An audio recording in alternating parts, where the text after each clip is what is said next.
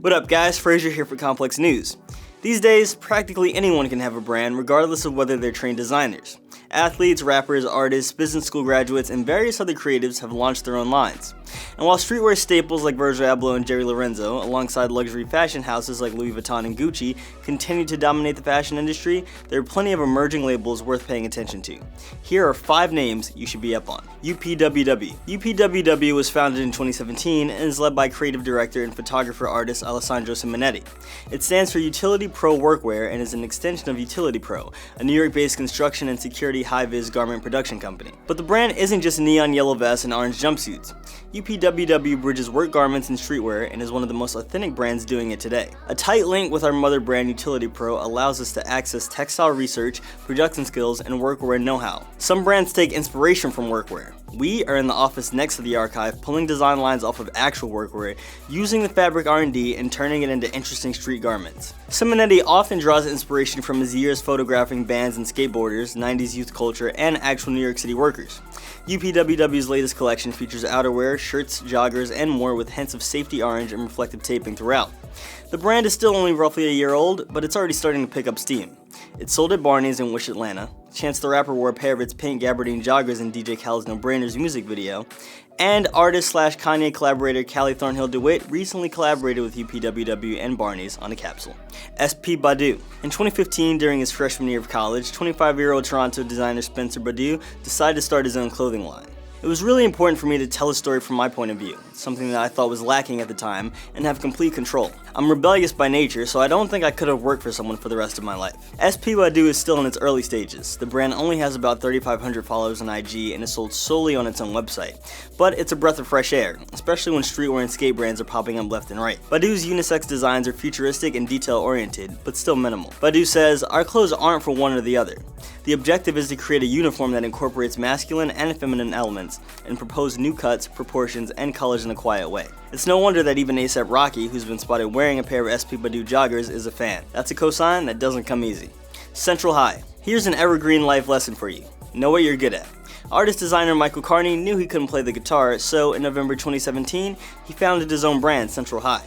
But Carney is no up-and-comer. When he's not working on Central High, he's designing graphics for Marc Jacobs. Central High is a graphic-driven brand heavily informed by Carney's fascination with American counterculture of the past, present, and future.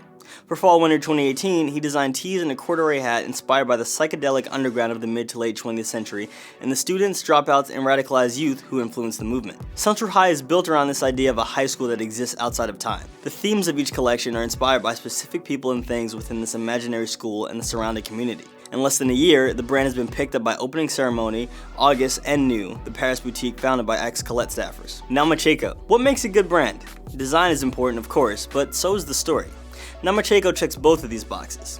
Founded in January 2017 by brother-sister duo Dylan and Lezon Lur, Namacheko boasts designs that are deeply personal and rooted in the designer's Swedish Kurdish nationality. As a teenager growing up in Sweden, you just want to be like your friends, but you never lose being a Kurd. It's a funny thing. You are what you are. I want to translate that into the garments. Namacheko's debut collection, Serdum Navar, which means the future generation in Kurdish, was an Iraqi bridal-wear-inspired collection modeled by the siblings' uncles and cousins alongside street-cast models at an off-schedule event during Paris Fashion Week. For Fall/Winter 2018, the designers developed a fabric that featured Agnes Martin's The Sea painting. I was thinking about the immigrants that want to come to Europe and how they travel across the sea.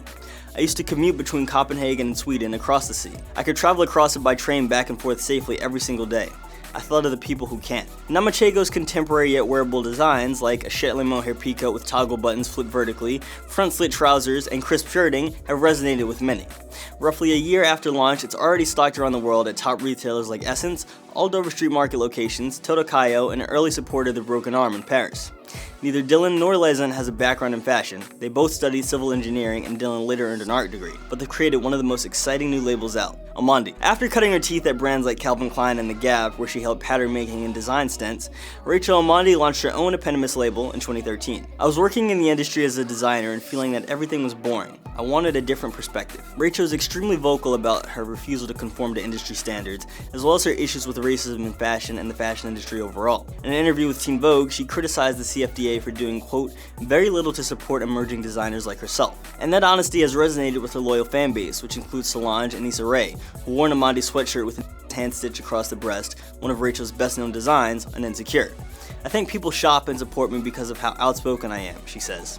Because this industry is so shrouded in smoke, people just want someone to be transparent. Also, the fact that I have the technical skills to back it up helps. Amandi's a woman's line for now, but Rachel has released a few graphic and hand-stitched shirts, hoodies, and customizable crew neck sweaters.